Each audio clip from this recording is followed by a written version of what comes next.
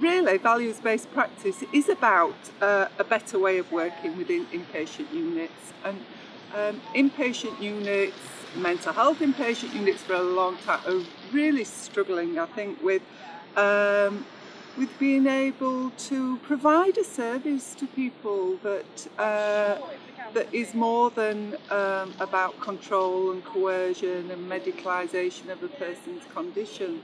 So it is really about a way of working within inpatient units that is a humanistic connection of engagement, to reduce aggression, and puts the person as centre to care. So that's why I wanted to write it, because I think there is a real niche there for this. We need it. We need something like this.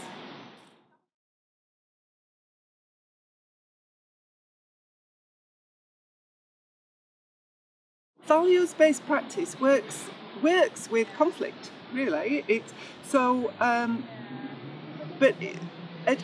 Essentially, it says that if we engage with a person's values, then we've got the potential to reduce the conflict. So it puts the emphasis of control with the person and with the clinician to engage with values as a way to avoid conflict. And mental health inpatient units are, as we said, they are so there are so many conflicts within inpatient units, and so many, and it really is needed to be able to engage with a person's values. Values-based practice is about balancing evidence-based and values-based together. So it doesn't throw out the baby with the bathwater and say, we're anti-science and we're just humanistic. And I think that's what's wonderful about it, is that it says we're balanced in this, we're in this with the evidence and values. So it brings the person into the centre of care and brings the person into science, I suppose. There are 10 pointers to it, which I also really like. These are the 4 skills. There are 4 skills and 6 points. So it provides a framework to do this. And this is a framework that says, first and foremost, we need to be aware of the person's values before we make a decision. We need to be able to engage with that person and to find out what's important for them before we make any decision. And then there's the other skill is about reasoning. So being able to work in a very measured way.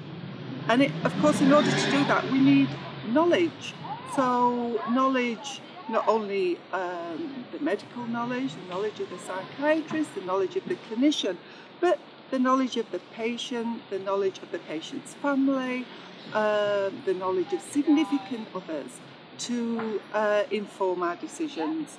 And then to be able to be flexible and negotiate and communicate in a way that enables the person's voice to be part of whatever is happening.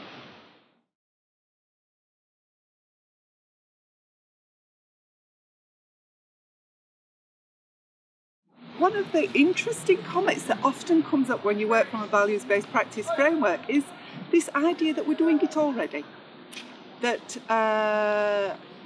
we are providing person-centred care, and we are recovery-focused, and we are values, and we do work with the person's values.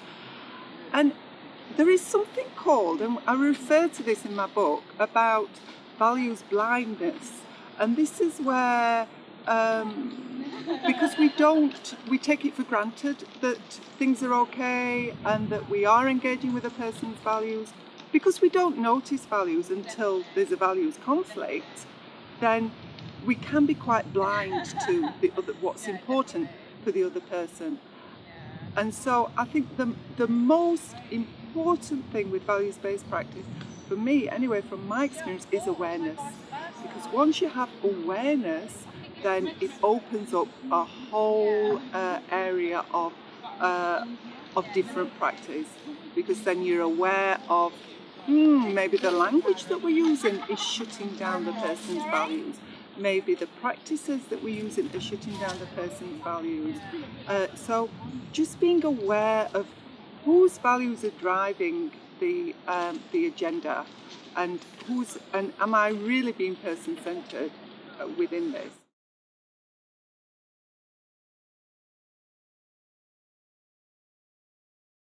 I've been working within an acute inpatient unit now for 10 years, and you see people who first start within mental health being so enthused, and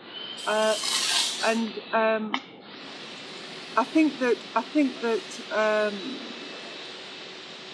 that idea of coming into health to care, of coming into health to be person-centered, of having that as your priority, is something that drives people in healthcare, and they're enthusiastic about it.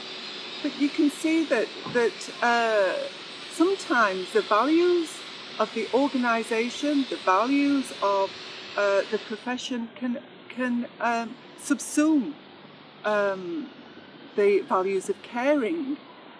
So I think what values-based practice does for clinicians is to bring back and give them permission to care, to put care as being central to the work and the decisions they make.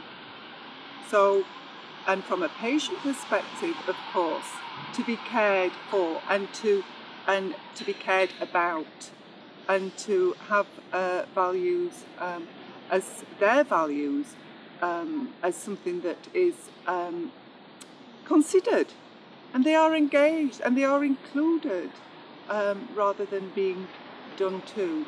So I think values-based practice and caring sit fundamentally alongside one another.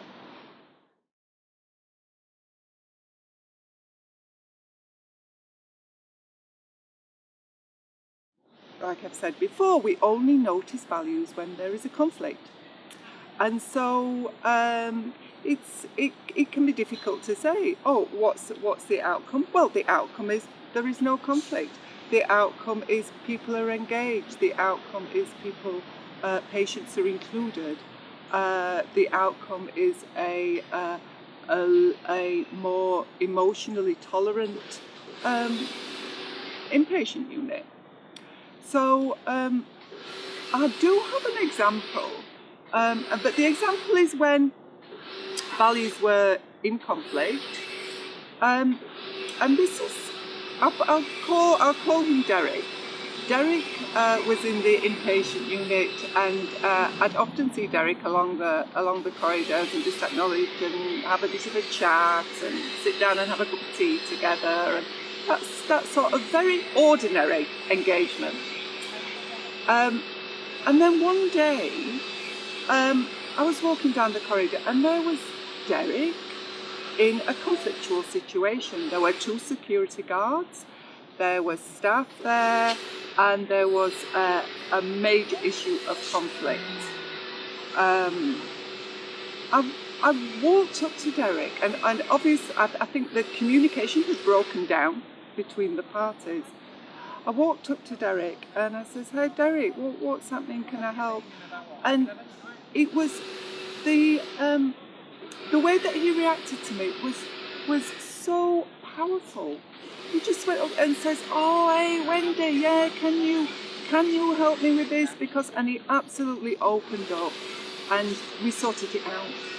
We sorted it out without any force, without any conflict, with respect, and we worked something out together.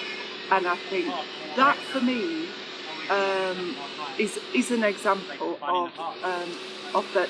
Yeah, I am very values aware, working with the person's values, and being able to use that to avoid control and coercion.